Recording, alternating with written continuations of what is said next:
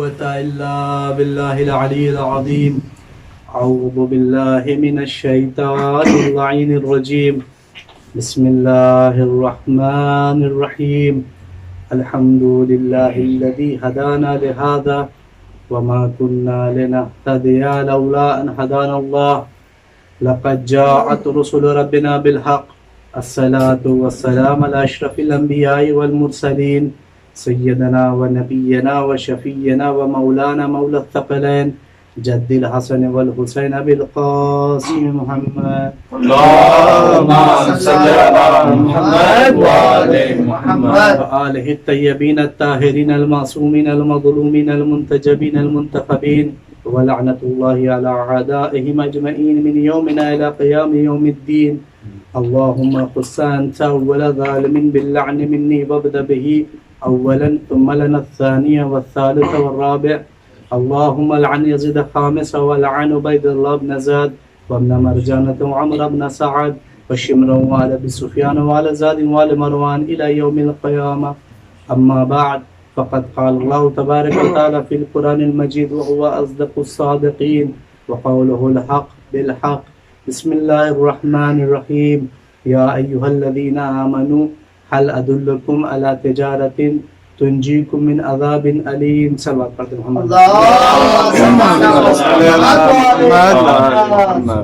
عزیزان گرامی، ماتم داران سرکار سید الشہداء، میں نے جس آیہ کریمہ کی تلاوت کرنے کا شرف حاصل کیا ہے، اللہ سبحانہ وتعالی ارشاد فرما رہا ہے قرآن مجید میں کہ اے ایمان لانے والو، کیا تم کو حل ادلکم، کیا تم کو ایسی تجارت بتائیں تنجیکم من عذاب علیم، کہ جو خطرناک عذاب سے بچائے. عزیزان گرامی، انسان کی زندگی، انسان کی ایک فطرت یہ ہوتی ہے کہ اگر انسان یہ جان لے کہ اگر ہم کچھ مشقتیں اٹھائیں گے، کچھ پریشانیاں اٹھائیں گے تو اس کے بدلے میں، اس کے عوض میں ہمیں آرام ملے گا اور اس کا فائدہ ملے گا. تو طبیعت انسان یہ ہے کہ وہ انسان مشکلیں اٹھانے کے لیے راضی ہو جاتا ہے، ورنہ یوں تو انسان آرام پسند ہوتا ہے. کس کو آرام نہیں پسند ہوتا؟ وہ یہی چاہتا ہے کہ آرام کرے، لیکن اگر اسی کے عوض میں اس کو کچھ چیز ملتی ہے جس سے اس سے زیادہ آرام ہوتا ہے تو لہٰذا وہ اس مختصر سے آرام کو اس طویل آرام کے لیے ترک کر دیتا ہے. تو عزیزان گرامی، آپ اگر یہ دیکھیں ایک مختصر سی زندگی کا ہمارا یہ حال ہے کہ ہم تھوڑے سے مشکلات، تھوڑی سی سختیاں اٹھانے کے لیے راضی ہو جاتے ہیں اگر ہمیں اس کے بدلے میں اجر زیادہ ملے. تو لہٰذا یہ ہماری ایک مختصر سی حیات کی جو اس دنیا میں رہنے والی ہے، یہ فنا ہو جانے والی ہے، تو ہم اس کے لیے اتنا سوچتے ہیں. لہذا ہمیں یہ چاہیے اس حیات جو ابدی حیات ہے، یعنی جو اخروی حیات کے لیے، ہمیں وہاں کے لیے بھی کچھ ایسے زیادہ راز جمع کرنا چاہیے کہ جو وہ ہمارے وہاں پر کام آئے. ایک صلوات پڑھ دے محمد والے. عزیزان گرامی، تو لہذا ہمیں اخروی زندگی کے لیے راہ سفر کو ہمیں یہیں پر جمع کرنا ہوگا. اللہ کیا ارشاد فرما رہا ہے کہ کیا تم کو ہم ایک ایسی چیز بتائیں کہ جس سے خطرناک عذاب سے محفوظ رہیں. تو وہ کون سی چیز ہے؟ اب جب ہم آپ یہ سوچتے ہیں، جیسے ہی عذاب کا نام آتا ہے تو ہمارے آپ کے ذہنوں میں چند چیزیں آ جاتی ہیں. عذاب کا نام آتا ہے تو فوراً ہمارے آپ کے تصورات میں کیا آتا ہے؟ عذاب سے مطلب ہے جہنم میں ڈالا جانا. عذاب یعنی اخروی میں، آخرت میں جو انسان اپنے افعال کے ذریعے سے، برے افعال کے ذریعے سے اسے جہنم میں ڈالا جاتا ہے، اور وہاں کی سختیوں کا اٹھانا، اور وہاں پر ہونے والے جو وہاں پر ظلم ہوتے ہیں، اس کے ہونے والے وہاں پر عذاب جو اس کے اوپر پڑتے ہیں، اس کے بارے میں تصور آتا ہے. عزیزان گرامی، یہ ٹھیک ہے، یہ سب عذاب ہے، اس میں کسی سے انکار نہیں ہے. جہنم میں ڈالا جانا، وہاں کی سختیاں، وہاں کے اوپر پڑنے والے عذاب، یہ سب حق ہے، یہ عذاب ہے. لیکن عزیزان گرامی، عذاب کچھ اس طرح سے دنیا میں بھی ہوتا ہے لیکن ہم اسے احساس نہیں کرتے، ہمیں یہ پتہ ہی نہیں چل پاتا کہ یہ عذاب ہے. تو وہ کیسے ہے؟ آپ کو دلیل دیتا ہوں. آئیے ہم سب ایک مرتبہ جناب یعقوب کے پاس چلتے ہیں. جناب یعقوب کے بچے آتے ہیں. یا بابا جان، اے نبی اللہ، ہم آپ سے کچھ سوال کرنا چاہتے ہیں. جناب یعقوب نے کہا بیٹا سوال کرو، کیا پوچھنا ہے پوچھو. جیسے یہ کہنا تھا ان کو بیٹے کہتے ہیں بابا جان ہم آپ کے اولاد ہیں اور ہم نے بہت ظلم کیا، ہم نے بہت ظلم کیا لوگوں کے اوپر. ان میں سب سے بڑا ظلم ہم نے یہ کیا کہ ہم نے ایک نبی کو ایک نبی سے جدا کیا.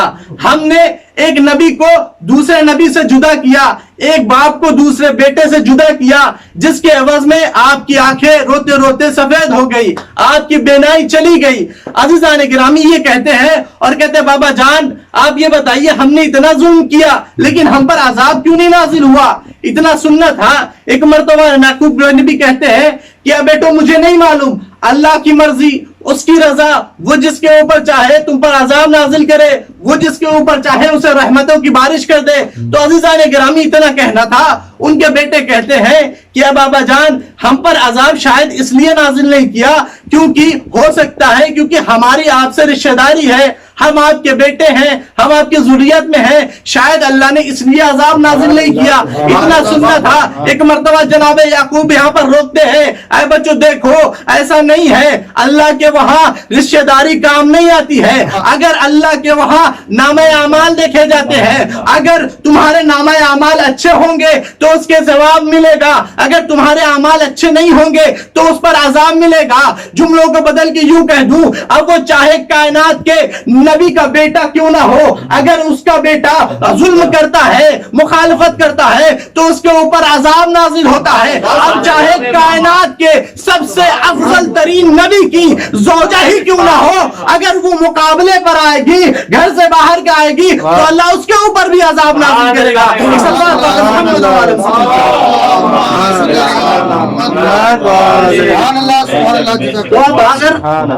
اللہ کسی کے اللہ کے وہاں رشتہ داری کام آنے والی نہیں ہے.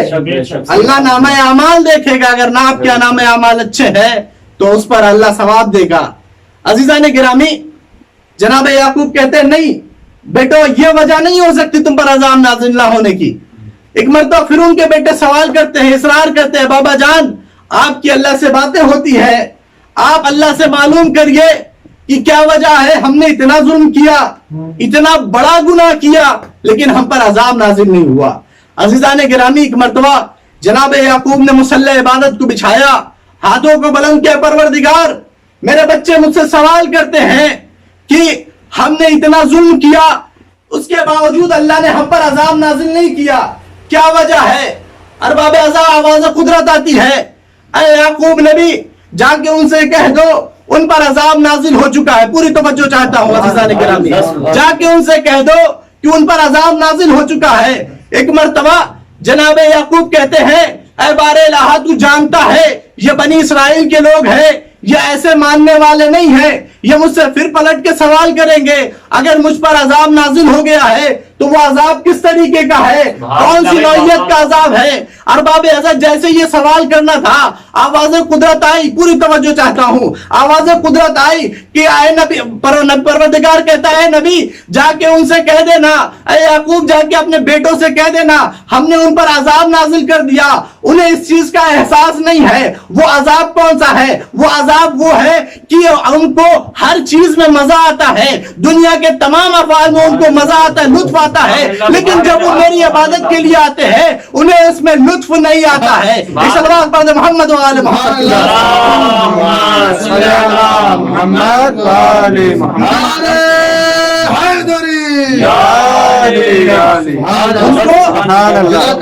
تمام امور میں لطف تو آتا ہے لیکن جب وہ میری عبادت کے لیے آتے ہیں ان کو میری عبادت میں مزہ نہیں آتا ہے.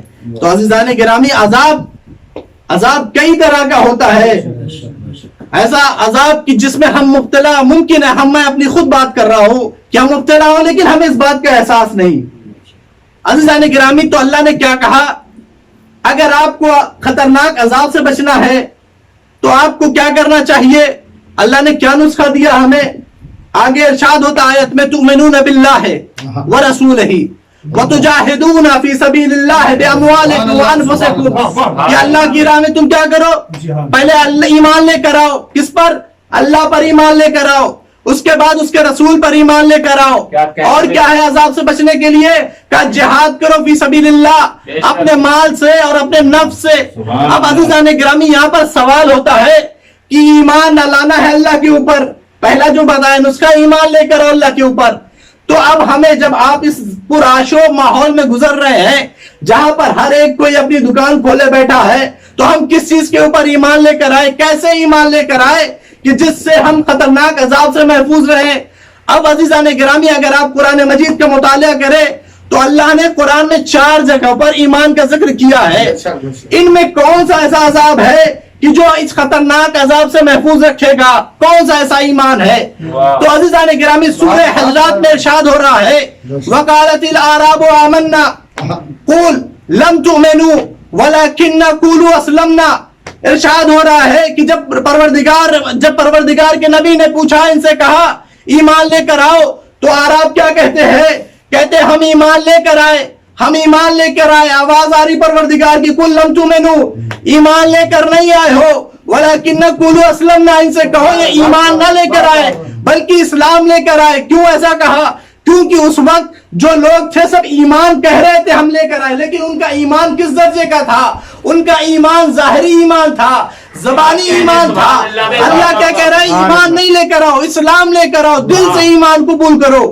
اب پروردگار نے کہا دیکھو اگر تم یہ ایمان لے کر آؤ گے تو یہ ایمان تمہیں خطرناک عذاب سے محفوظ نہیں رکھے گا. اگر تمہارے دل میں یہ ایمان ہوگا تو تمہیں عہدے منہ جہنم میں ڈال دیا جائے گا. آگے دعا ارشاد ہو رہا ہے سورہ شعراء میں ارشاد ہو رہا ہے قالوا بل وجدنا آباءنا كذلك يفعلون. جب اللہ کے حبیب نے کہا ان سے ایمان لے کر آؤ، ایمان لے کر آؤ، تو وہ کیا کہتے ہیں؟ ہم ایمان نہیں لے کر آئیں گے، ہم جبکہ ہمارے آباء و اجداد اسی طریقے سے عمل کرتے تھے. پروردگار نے کہا دیکھو اگر تم یہ ایمان لے کر آؤ گے، اس طریقے کا ایمان لے کر آؤ کہ جو اپنے آباء و اجداد کی اتباع کرتے ہوئے ہو، تو ہم یہ قابل قبول ایمان نہیں ہے.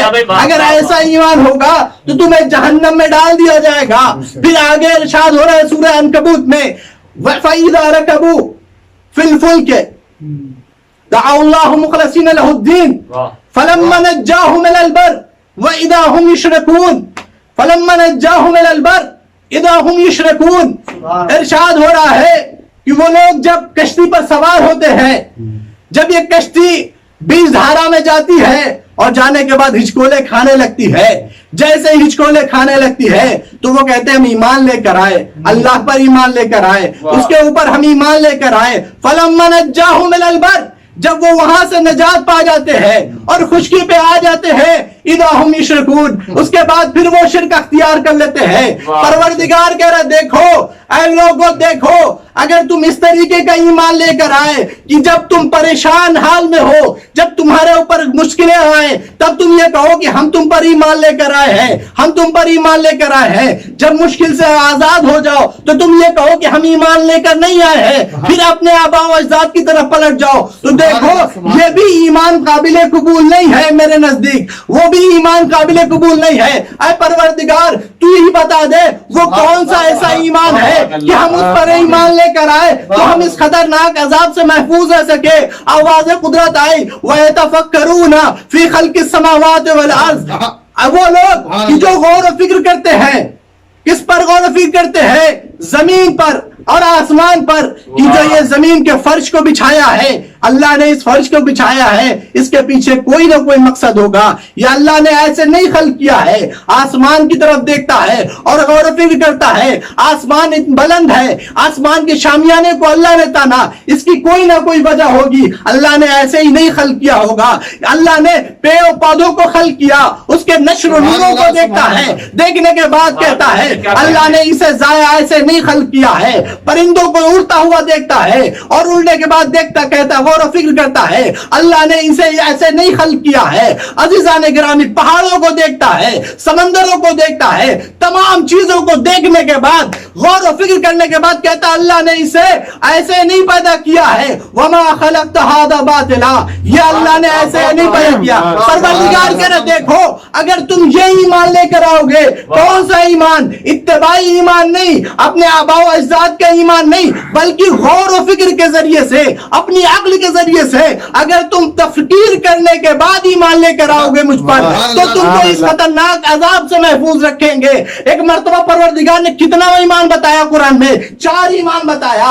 اگر ان 4 میں سے آپ 3 ایمان کو اختیار کریں گے تو اللہ آپ کو عہدے منہ جہنم میں ڈال دے گا. اب یہ آپ کے اوپر ہے, یہ اختیار اللہ نے آپ کو دے دیا ہے. آپ چاہتے ہیں جنت میں جانا چاہتے ہیں, ہم بھی یہی 1400 سال سے کہتے چلے آ رہے ہیں. اگر آپ کو خطرناک عذاب سے بچنا ہے تو ان 3 ایمان کو چھوڑیے اور 4تھے کو اختیار کریے. اگر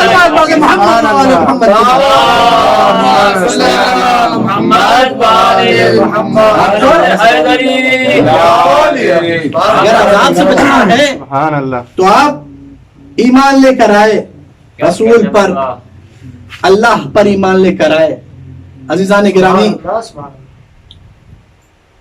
ہمیں اللہ پر ایمان لانا ہے اور اس کے رسول پر ایمان لانا ہے. عزیزو یہ ایمان آپ کو کس طریقے سے ملے گا؟ ہمیں اگر ایمان حقیقی ایمان لینا ہے تو ہمیں کل ایمان کے پاس آنا پڑے گا, اس کی بارگاہ میں آنا پڑے گا اور ہمیں وہی اس مشکل عذاب سے محفوظ رکھیں گے. جس طریقے سے امام حسن عسکری علیہ السلام, تفسیر امام حسن عسکری علیہ السلام اور بہار الانوار میں امام موسی کاظم علیہ السلام سے روایت ہے کہ جب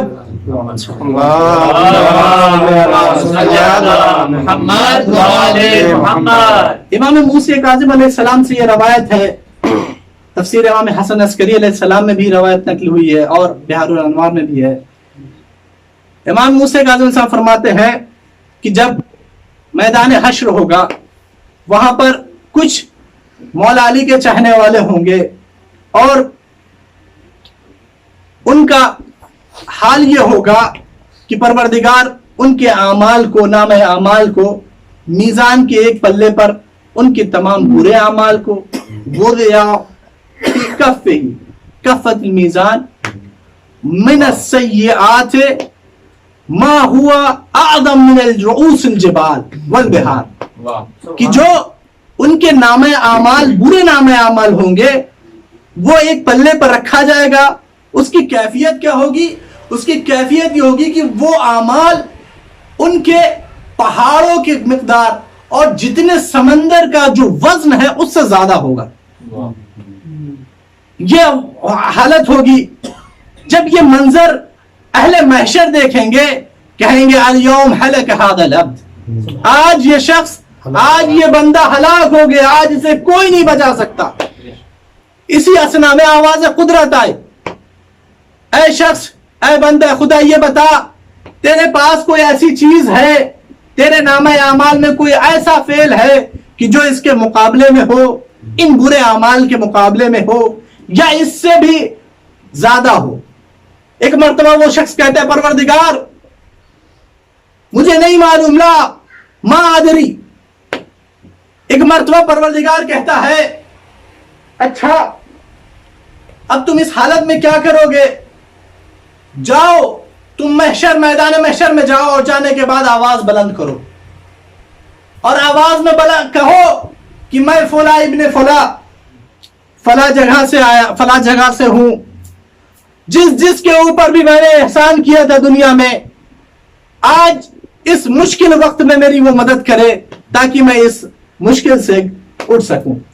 عزیزان گرامی وہ شخص جاتا ہے اور جانے کے بعد آواز کو بلند کرتا ہے کہ میں نے جس کے اوپر بھی احسان کیا, میرے جس کسی کے اوپر بھی ایک ذرے کے برابر بھی احسان ہو وہ مجھے آج اس مشکل وقت میں میری مدد کرے تاکہ میں اس مشکل سے دو چار ہو سکوں.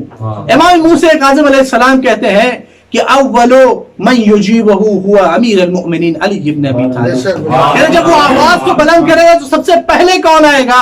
سب سے پہلے امیر المؤمنین علیہ السلام کی ذات سبحان اللہ۔ عزیزو، مولا کائنات کے ساتھ ساتھ ان کے پیچھے ایک جمع غفیر بھی ہوگا۔ عزیزو، امام موسیٰ کاظم علیہ السلام کہتے ہیں، آگے روایت کرتے ہیں کہ مولا کائنات کس طریقے سے اس کی مدد کرنے کے لیے آئیں گے۔ کہہ رہے تھے لبیک لبیک لبیک ایھا الممتحن فی محبتی، لبیک لبیک۔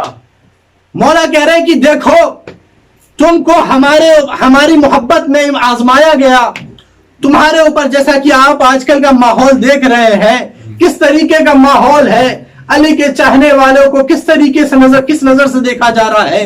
آج پوری کائنات ایک شخص ایک فرقے کی دشمن ہے، تمام دنیا یہ چاہتی ہے کہ شیعت مٹ جائے، شیعت برباد ہو جائے، لیکن جسے اہل بیت علیہم السلام نے سنبھالا ہے، جسے زہرا کی دعا نے یہ فرو دیا ہے، یہ فراوانی دی ہے، اسے کوئی نہیں مٹا سکتا۔ عزیزان گرامی، مولا کائنات کہتے دیکھو تم کو دنیا میں ہماری محبت کی وجہ سے تم پر کافر کہا گیا، فتوے لگائے گئے، تم کو ہماری محبت کی وجہ سے ستایا گیا، آج میں تمہیں اس محشر کے میدان میں تمہاری عزت اور تمہارا وقار ان لوگوں کو بتانا چاہتا ہوں کہ تمہاری عظمت کیا ہے اور تمہارا وقار کیا ہے۔ عزیزان گرامی، مولا کائنات آگے بڑھ رہے ہیں۔ اب حشر کا منظر یہ ہے کہ مولا کائنات آگے ہے، پیچھے ایک جماعت ہے۔ اب عزیزان گرامی، اسی اسنا میں ایک دوسرا گروہ بھی اٹھتا ہے، اور وہ اٹھنے کے بعد اس شخص سے مطالبہ کرتا ہے کہ تم نے میری فلاں جہاں پہ غیبت کی تھی، لہذا مجھے اس کے عوض میں کچھ اپنے نام اعمال میں سے مجھے دے دو۔ اب یہ شخص اور پریشان ہو جاتا ہے، کہتا آج میں ایسی مصیبت میں گرفتار ہوں، میں خود لوگوں سے مدد طلب کر رہا ہوں، میں تمہیں کیسے دے سکتا ہوں؟ اور اس میں سے دوسرے لوگ اٹھتے ہیں، کہتے تم نے میرے فلاں جگہ پہ غصب کیا تھا، لہذا اس کے عوض میں مجھے کچھ نام اعمال میں سے دو۔ اب عزیزان گرامی، وہ پریشان حال ہے، آواز قدرت آتی ہے کہ اے علی دیکھو یہ شخص پریشان ہے، اس کی مشکل دو طرح کی مشکل ہے، ایک تو یہ ہے کہ حقوق اللہ ہے اور دوسرے حقوق العباد ہے۔ پوری توجہ چاہتا ہوں، ایک تو حقوق اللہ ہے اور دوسری حقوق العباد ہے۔ دیکھو اے علی، میں تمہارے صدقے میں اس کے حقوق اللہ کو معاف کر دیتا ہوں، لیکن حقوق الناس، حقوق العباد آپ دیکھیں، آپ اس کی مدد کریں۔ اب عزیزان گرامی، اسی اسنا میں مولا کائنات کے ساتھ جو ایک گروہ آیا تھا اس میں سے بلند ہوئے، اور بلند ہونے کے بعد کہتے ہیں انزلنا لہو جمیع طاعتنا وبذلنا لہ، ہم اپنے تمام کے تمام اعمال جتنے بھی ہماری اچھائیاں ہیں سب کے سب ہم اس کے لیے دے دیتے ہیں، اس کو دے دیتے ہیں۔ اب عزیزان گرامی، جیسے ہی مولا کائنات نے اپنے چاہنے والے کا یہ جذبہ دیکھا، یہ انصار دیکھا، ایک مرتبہ پیچھے منہ کے دیکھتے ہیں فَبِمَاذَا تَدْخُلُونَ الْجَنَّةَ رَبَّكُمْ، پر تم کس طریقے سے اپنے رب کی جنت میں جاؤ گے؟ جب تم نے اپنا سارا اعمال دے دیا، اب تمہارے پاس کچھ نہیں ہے تو تم کس طریقے سے جنت میں داخل ہوگے؟ اتنا سننا تھا۔ ایک مرتبہ وہ کہتے ہیں کہ ہم اس طریقے سے جنت میں جائیں گے، پروردگار کی جو رحمت وسیع ہے، جو اس کی وسیع رحمت ہے، وہ اس رحمت کے صدقے میں ہم جنت میں جائیں گے کہ جو شامل کرتی ہے آپ کی محبت اور آپ کی آل کی محبت کو۔ ایک صلوات پڑھ محمد و آل محمد کے ساتھ۔ اب عزیزان گرامی، مولا کائنات اس کے سامنے آتے ہیں جو لوگ یہ مطالبہ کر رہے ہیں کہ ہماری غیبت کی ہے، جو دوسرا گروہ ہے۔ مولا کائنات کہتے ہیں یہ بتاؤ تم کو کیا چاہیے، آج میں اس کی طرف سے کفالت کر رہا ہوں۔ اب وہ گروہ کہتا ہے اے مولا، میں اس سے مطالبہ تو پورا کرتا، لیکن چونکہ آپ واسطہ بھی سے بن گئے ہیں، لہٰذا میں آپ سے زیادہ طلب نہ کروں گا، بس کچھ چیز چاہیے آپ سے۔ یہ بھی بہت ہوشیار تھے یہ لوگ۔ عزیزوں، وہ کہتے ہیں کہ مجھے صرف اور صرف ایک ساتھ چاہیے کہ جو آپ نے شب ہجرت رسول کے بستر پہ گزاری تھی۔ اتنا سننا تھا۔ مولا کائنات مسکراتے ہیں اور مسکرانے کے بعد کہتے ہیں جاؤ، میں نے تمہیں یہ دے دیا۔ دیکھا عزیزان گرامی، مولا کائنات نے اسے یہ ساز دیا اور اسے اجر دیا اور اپنے اس چاہنے والے کو اس مصیبت سے دوچار کیا. صلوات پڑھتے محمد والے محمد.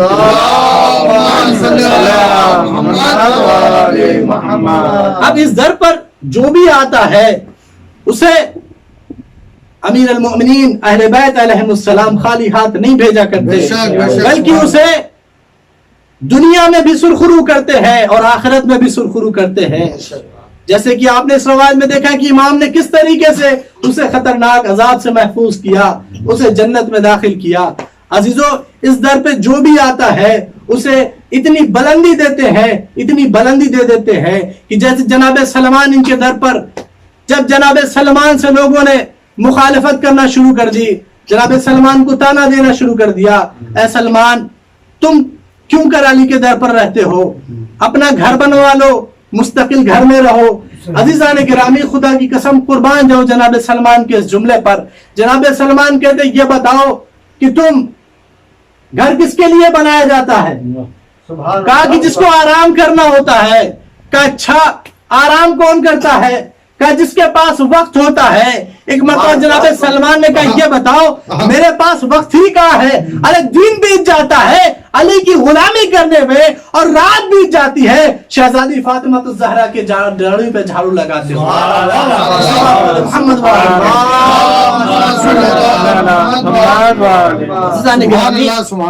لہذا جو بھی ان کے در پر آتا ہے وہ در پر متصل ہوتے ہی اسے بلندی حاصل ہو جاتی ہے، اور دنیا لاکھ ان کے چاہنے والوں کو اور اہل بیت علیہ السلام کے اوپر اشکالات کرتا رہے، یہ اس کے اشکالات اسی کے اوپر وارد ہوتے ہیں. عزیزان گرامی، بس ربط مصائب کی طرف ایک صلوات اور پڑھتے محمد والے. عزیزان گرامی، اہل بیت علیہم السلام کو دنیا میں بہت لوگوں نے ان کے اوپر ظلم و ستم ڈھائے. عزیزو، ظلم صرف اور صرف کربلا کا ظلم نہیں ہوا، یہ ظلم شروع ابتدا ہی ہو گئی تھی رسول کے رحلت ہونے کے بعد. رسول کی آنکھ بند ہوئی تھی، اسی کے بعد سے اہل بیت علیہ السلام پر ظلم و ستم ڈھایا جانا شروع ہو گیا تھا.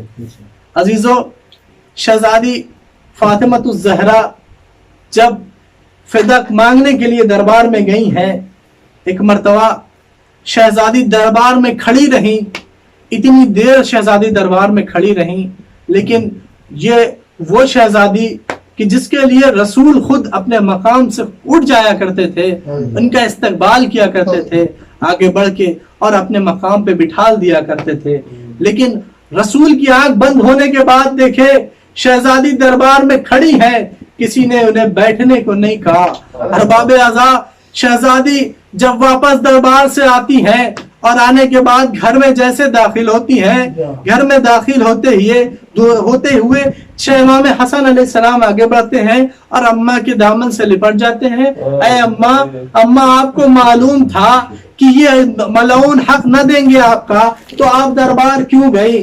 ارباب اعضاء شہزادی خاموش ہے، شہزادی نے کچھ نہیں کہا. ایک مرتبہ آگے بڑھ جاتی ہے، ارباب اعضاء کچھ دور چلی، ایک مرتبہ جناب زینب آتی ہے اور آنے کے بعد کہتی ہے اے اماں آپ کو معلوم تھا کہ یہ ملعون حق نہ دیں گے، لیکن آپ دربار میں کیوں گئی؟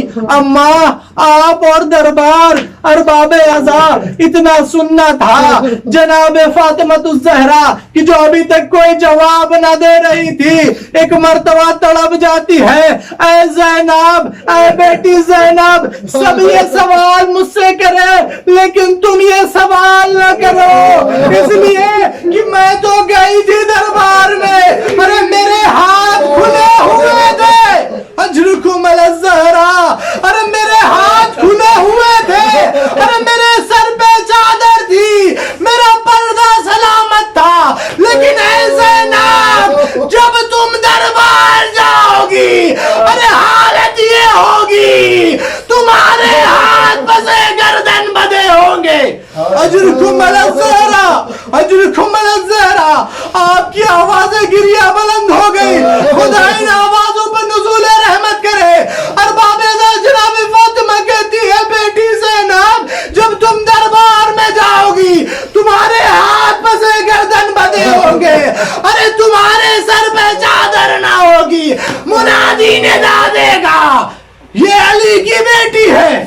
اجرکم علی الزہرا، اجرکم علی الزہرا۔ ارباب اعزاز آج سفر کی 2 تاریخ ہو چکی ہے، یہ کربلا سے جو قافلہ روانہ ہوا تھا 11 محرم کو کوفہ سے ہوتا ہوا، آج دیکھ سفر المظفر کو وارد شام ہو چکا ہے۔ ارباب اعزاز جب یہ قافلہ دربار شام پہنچا ہے، جب یہ قافلہ ارباب اعزاز جب یہ قافلہ شام کے دروازے پر پہنچتا ہے، ایک مرتبہ قافلے کو روک دیا جاتا ہے۔ جب قافلے کو روک دیا جاتا ہے، ایک مرتبہ بی زینب بیٹا سید سجاد سے سوال کرتی ہے، اے بیٹا سجاد یہ قافلہ کیوں روک دیا گیا، یہ قافلہ کس لیے روکا گیا ہے؟ ایک مرتبہ جناب سجاد کہتے ہیں اے بوبی اماں بازاروں کو آراستہ کیا جا رہا ہے، منادی ندا دے رہا ہے، ارے آ جاؤ شام والو، ارے باغی کا قافلہ آیا ہے۔ اجرکم علی الزہرا، اجرکم علی الزہرا۔ خدا آپ کو کوئی غم نہ دے سوائے غم سید الشہداء کو۔ ارباب اعزاز جب یہ قافلے کو دربار بازار شام میں داخل کیا گیا تو تمام کے تمام شامی، ارے کسی کے ہاتھوں میں پتھر ہے، ارے کسی کے ہاتھوں میں کچھ ہے، آگ ہے، ان قافلے کے اوپر ارے زینب و کلثوم کے اوپر پھینکتے رہے۔ اجرکم علی الزہرا، خدا آپ کو کوئی غم نہ دے سوائے غم سید الشہداء کے۔ ارباب اعزاز مختصر یہ قافلہ دربار شام میں آنے کے لیے جیسے دروازے پہنچتا ہے، ایک مرتبہ شہزادی زینب بیٹھ جاتی ہے، اے بیٹا سجاد مجھ میں ہمت نہیں ہے کہ میں دربار میں داخل ہوں۔ ارباب اعزاز اتنا سننا تھا، سید سجاد نے کہا اے بوبی اماں بابا کے سر کی طرف دیکھیے، جیسے دیکھا امام حسین کی آنکھوں سے اشک جاری تھا۔ جناب زینب کھڑی ہوتی ہے، اے بھیا حسین آپ روئیے نہیں۔ اجرکم علی الزہرا، جناب زینب دربار شام میں داخل ہو جاتی ہے، یزید ملعون کرسی تخت پر بیٹھا ہے۔ ارباب ایک مرتبہ یزید نے دیکھا کہ تمام بیویوں کے گلے بندھے ہوئے ہیں، ایک بیوی ہے جس کا گلا بندھا ہوا ہے، چھوٹی سی ہے، کبھی اپنے پہلو کو بدلتی رہتی ہے۔ پوچھا یہ کون بچی ہے، اپنے پہلو کیوں بدل رہی ہے؟ ارباب اعزاز کسی ملعون نے کہا یہ بچی سکینہ ہے، ارے اسے کربلا سے لے کر آج تک رونے نہیں دیا ہے، ارے جب بھی روئی ہے تماچوں کے ذریعے خاموش کیا۔ اجرکم علی الزہرا، خدا آپ کو کوئی غم نہ دے، بس آپ کی زحمت تمام کر دی۔ ارباب اعزاز یزید کہتا ہے اس بچی کا ہاتھ، اس کے بچی کا گلا کھول دو۔ رسی کا گلا کاٹا گیا، رسی کاٹی گئی۔ ارباب اعزاز اسی اسنا میں یزید کی 4 برس کی بیٹی ربلہ جس کا نام ہے، ہیرو جواہرات کو پہنے ہوئے کنیزوں کے جھرمٹ میں وارد ہوتی ہے۔ تمام کا تمام دربار اس کے استقبال کے لیے کھڑا ہو جاتا ہے۔ یہ منظر سکینہ دیکھ رہی ہے، سکینہ دیکھ رہی ہے۔ یزید تخت سے اترتا ہے، اترنے کے بعد اپنی بیٹی کو پیار کرتا ہے۔ پیار کرنے کے بعد کہا اے بیٹی، اے بیٹی، پیار کرنے کے بعد سکینہ کی طرف مخاطب ہوا۔ مخاطب ہونے کے بعد کہتا ہے سکینہ میں نے سنا ہے تیرا بابا بھی تجھ سے بہت محبت کرتا ہے۔ ایک مرتبہ سکینہ نے کہا میرا بابا مجھ سے بہت محبت کرتا ہے۔ اتنا تو ایک بار کہتا ہے میں نے سنا ہے امام زندہ ہوتا ہے، اگر تمہارا بابا زندہ ہے تو اپنی محبت کا مظاہرہ پیش کرو۔ اتنا سننا تھا، سکینہ نے سجاد کی طرف رخ کیا، اے بھیا اجازت ہے بات امامت تک آ گئی ہے، اجازت دی۔ سکینہ نے اپنے جلے ہوئے دامن کو اٹھایا، اے بابا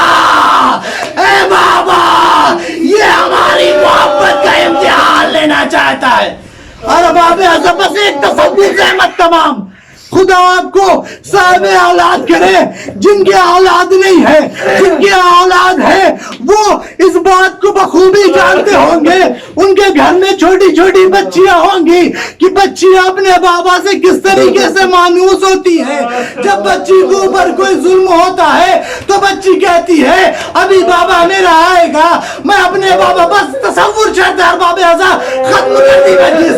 तसव्वुर करिएगा वो बच्ची जब कहती है कि मेरा बाबा अभी आएगा, मैं अपने बाबा से तुम्हारी शिकायत करूंगी, मेरा बाबा आएगा, मैं अपने बाबा से कहूंगी। और बाबे आज़म जब सकीना ने अपने जले हुए दामन को उठाया, एक मर्तबा तश्ते तला से हुसैन का सर बुलंद हुआ, सकीना की आगोश में आया। अरे जमाने से बिछड़ी सकीना अपने बाबा को देखा, रुखसार पे रुखसार रख दिया, फरियाद करने लगी, ऐ बाबा आपने जो गुजवारे पिनाए थे, अरे ये जालिम ले गए, ऐ बाबा ये मेरे रुखसार के नील देखिए, अरे करबला से कूफा, कूफे से शाम, इन जालिमों ने अरे हमें तमाचे मार मार के खामोश किए। ऐ बाबा आपके बाद हमें असीर किया गया, ऐ बाबा आपके बाद फुबियों की चादर उतार ली गई, ऐ बाबा फुबियों को बाजार कूफा शाम फिराया गया। इन्ना लिल्लाहि व इन्ना इलैहि राजिऊन।